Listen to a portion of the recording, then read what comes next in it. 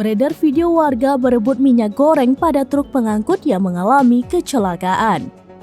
Awalnya, sebuah foto dari cuplikan video tersebut diunggah pada akun Twitter @tanya_rlves pada Jumat 7 Juli 2023.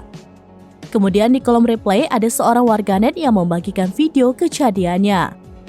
Dalam video terlihat sebuah truk berwarna hijau dan putih dengan posisinya yang sudah terjungkal ke dalam parit.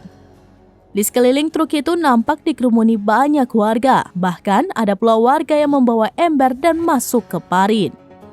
Mereka nampak menyerok minyak goreng dari dalam tangki truk pengangkut. Para warga mengangkutnya dengan ember hingga galon.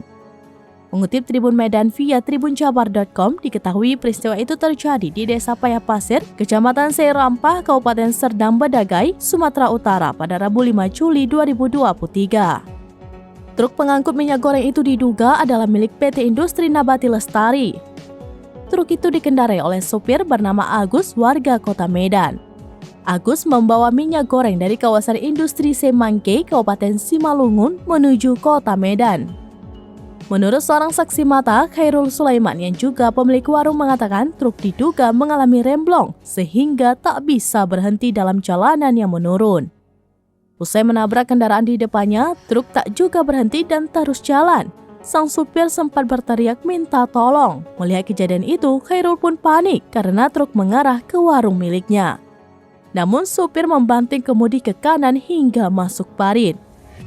Warga pun lalu berduyun-duyun melihat truk yang masuk ke dalam parit. Khairul mengatakan di dalam truk hanya ada sang supir.